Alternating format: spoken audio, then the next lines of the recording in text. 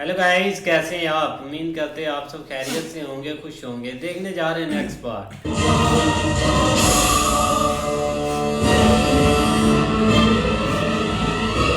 इस दुष्ट धृतराष्ट्र पुत्र ने किसी दुष्ट सियार की भांति दुष्ट छल किया है। इनका काम ही यही है। मेरे पास की सहायता का वचन नहीं लिया पुत्र। वचन नहीं लिया तो ऐसा वचन आपने दिया क्यों मामाश्री? ये किस प्रकार की स्थिति हो सकती है मामाश्री जो आपने ऐसा वचन दिया? मैंने मारा कि स्वागत सम्राट युधिष्ठिर कर रहे हैं और उनकी प्रशंसा ने अंग कर दिया मुझे। न देने योग्य सहायता का वचन दे बैठा। कैसे बेचारे खुश हो रहे हैं। मैं वचन से बड़ा हूं पुत्रों, और अब मुझे इन कपटियों के पक्ष से लड़ना होगा।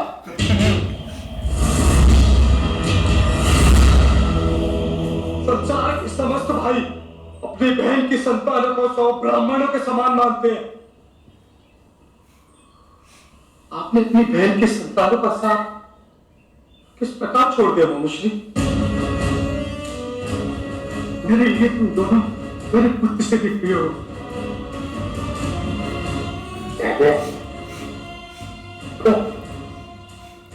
मेरा आशीर्वाद हमेशा पांडवों के साथ रहेगा, क्योंकि मैं विवश हूं। दुष्ट दुर्योधन ने अपने जन्म के नीच संस्कारों का प्रदर्शन किया है। ये मामा भी नीच ही है। उसके अंदर पिता मामा बोले सुने मंदिर के पास भीख मांगने की है। उसने दिखा दिया और पिता को क्या कह रहे हैं? उसकी माता ने यही शिक्षा दी होगी। इस नपुंसक दानव। बिल्कुल उसने सही किया है। यही उसकी बात थी। उसने कोई बात बता दी है। उसके अंदर पिता जिसका सामर्थ मंदिर के पास भीख मांगने की है। डूबते मर जाओ इधर। यही शिक्षा दी होगी इस नपुंसक दानव को।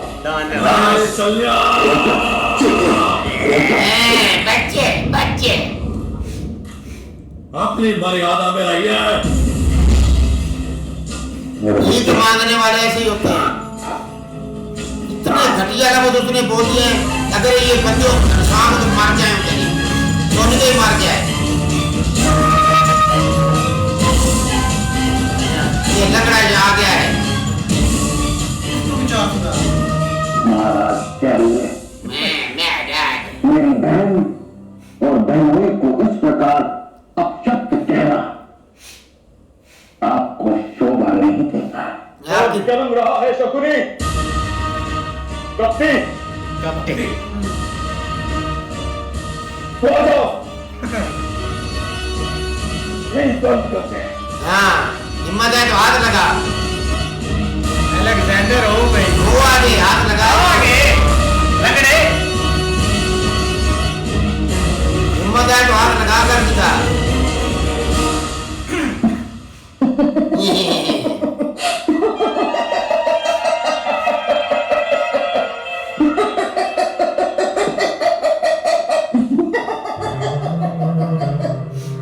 नहीं मतरगाल आराम से बोल देते बात।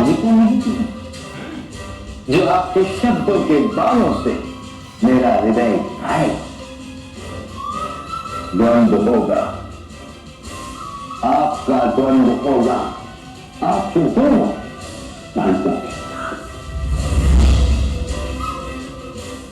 रणभूमि में। अवश्य द्वंद्व करूंगा मैं आपके साथ, और आपका वध करूंगा मामा श्री शल्य। घास से मैं आपका वध करूंगा।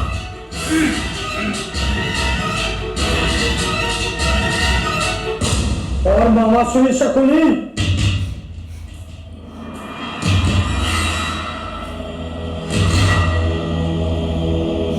एक कपट अवश्य आपका है, परंतु मेरा वचन सुन लीजिए।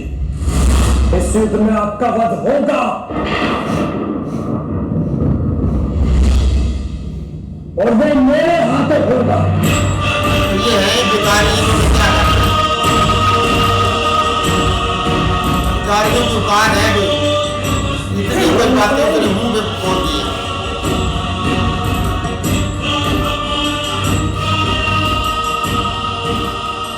फिर भी दांत निकाल रहा है।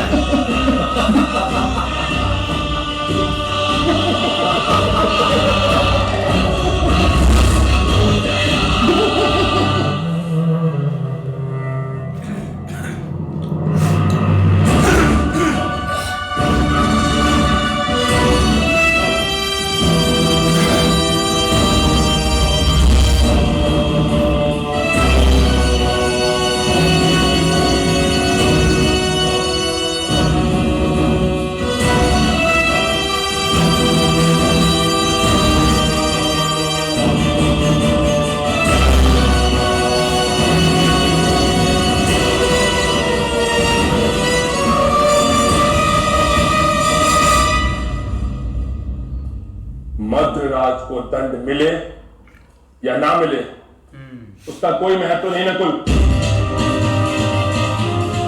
ये समय क्रोध या प्रतिशोध का भी नहीं। हमारे पास केवल 7 अक्षौहिणीय सेना है और उनके पक्ष के पास 11 अक्षौहिणी सेना एकत्रित हो चुकी है। इस समस्या का अत्यधिक महत्व है। हमें शीघ्र ही किसी की सहायता प्राप्त करनी हो।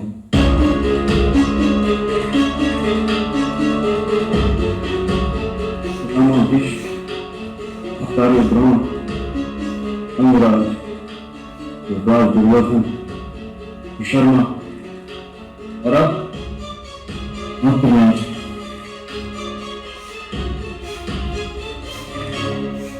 तो वो फील्ड वाले फौज किधर गई है? हमारी सेना पर प्रकोप ढाई तो हमारे महारथी उनका पूरा ध्यान हमारी सेना के रक्षण पे होगा। आक्रमण करने का तो उससे भी प्राप्त नहीं होगा।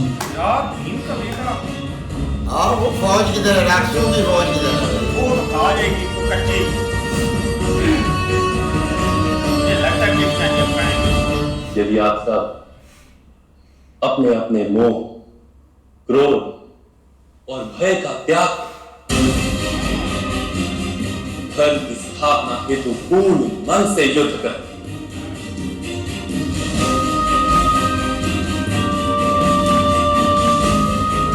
तो मैं आपको विश्वास दिलाता कि सेना की संख्याओं का तो कोई मूल्य ही नहीं। महारथी की मर्यादा उसके मन में होती है, सेना की संख्या में।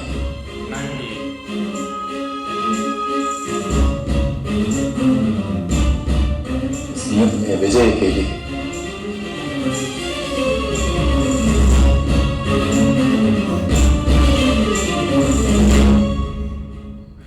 महामहिम की मृत्यु की योजना पर विचार करना अनिवार्य।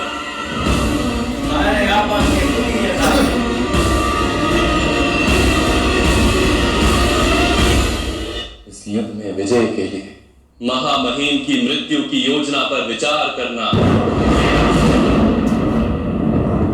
अनिवार्य।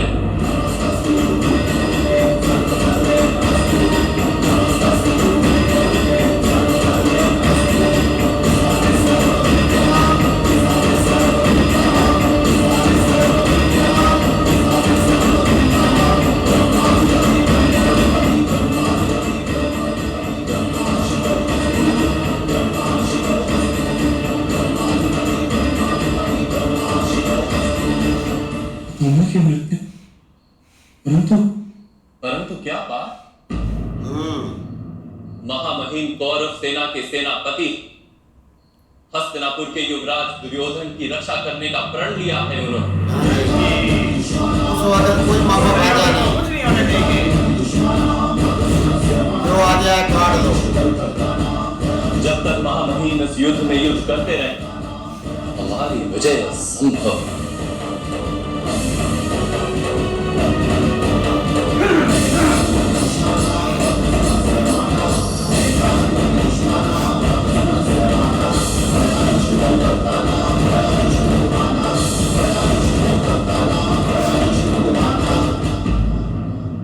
धर्म की स्थापना का प्रण लिया और त्याग धर्म का प्रथम आधार और जीवन से अधिक जीवन का त्याग और जीवन से अधिक महत्वपूर्ण प्रतीत होने वाले प्रेम और स्नेह का त्याग करना पड़ता है। हाँ जी।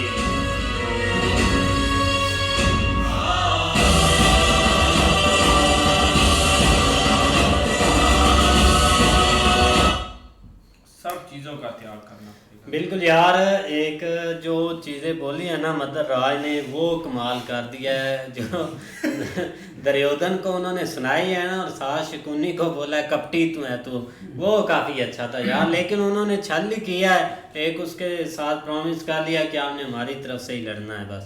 नहीं ऐसे ही है बेचारे के साथ ना, बहुत ज्यादती हुई है। मतलब कि वो आया तो बहुत एक अच्छी नीयत से था, लेकिन आगे इनके हथी चढ़ा है। बाकी अगर बात करें ना वो पांडवों की, तो भाई थोड़ी सी प्लानिंग की बस ज़रूरत है। जाहिर बात है, कृष्णा जी जैसे उनको बता रहे हैं, अगर भीष्मा जी जिंदा है ना, तो आप उन 100 भाइयों में से किसी को भी नहीं मार सकते, आपको वो विजय होने नहीं देंगे। सबसे पहले आपको भीष्मा जी के बारे में सोचना पड़ेगा, उनके वध करें, उसके बाद बाकी सारे जो हैं वो तो हैं ही मूर्ख। भाई इस बंदे ने ना आकर इनकी इतनी मिट्टी पलीत कर दी है ना, ताकि ये सारी जिंदगी अगर किसी में कुछ रत्ती भर भी है ना, तो ये किसी गंदी नाली में डूब के मर जाए। खासकर ये मामा शकुनी, उसके सामने, उसके भांजे दुर्योधन के सामने उसने उनके अपना मामा जी की बहन को कैसे रुसवा किया है, उसके बहनोई को कैसे रुसवा किया है, उसके भांजे को क्या बोल दिया है, और शकुनी को भी बोल दिया है। लेकिन इनमें रत्ती भर भी गैरत नहीं है कि ये बंदा हमारे पास खड़ा होकर हमें इतना बुरा भला कह रहा है, और वो मामा शकुनी डूब के मर जा लंगड़े। एक तो वो जैसे फरिश्ता है ना, वो फरिश्ते ही बना फिरता है। अब इस बेचारे का भी अकाउंट तूने ही बंद करवाना है। और उन्होंने भाई अपने मामे को बोल दिया है कि भाई आपकी मृत्यु का कारण भी हम ही बनेंगे। इस तरह भाई ये देखो कि वो अभी आके आई है, तो उन्होंने भाई कैसे उसको एक अपने कब्जे में जो है ना कर लिया है, कि जो उसे बातें सुनाकर या जो भी उसे एक वचन ले लिया कि आप इधर से युद्ध करेंगे, पांडु पुत्रों के अपना हक में नहीं जाएंगे, आप उनके खिलाफ युद्ध करेंगे। वो तो खुद परेशान हो गया कि मुझे कैसे इन्होंने अपना एक वचन जो है ना ले लिया। और दूसरी तरफ भाई उन्होंने भी बोल दिया कि अब आपकी मृत्यु हमारे हाथों ही में होगी। उन्होंने भी कह दिया कि मामा आपको छोड़ना नहीं हमने, आपने चलो वचन तो दे दिया है। लेकिन भाई दूसरी तरफ कृष्णा जी ने जो है ना वो प्लान जो बना रहे ना, वहाँ पे सीधा कह दिया कि भीष्मा जी को पहले रास्ते से हटाना बहुत ज़रूरी है। वो अब आप पे डिपेंड करता है कि किस तरह की प्लानिंग आप करते हैं। आप देखो आगे। हाँ जी, तब तक के लिए गुड बाय, टेक केयर।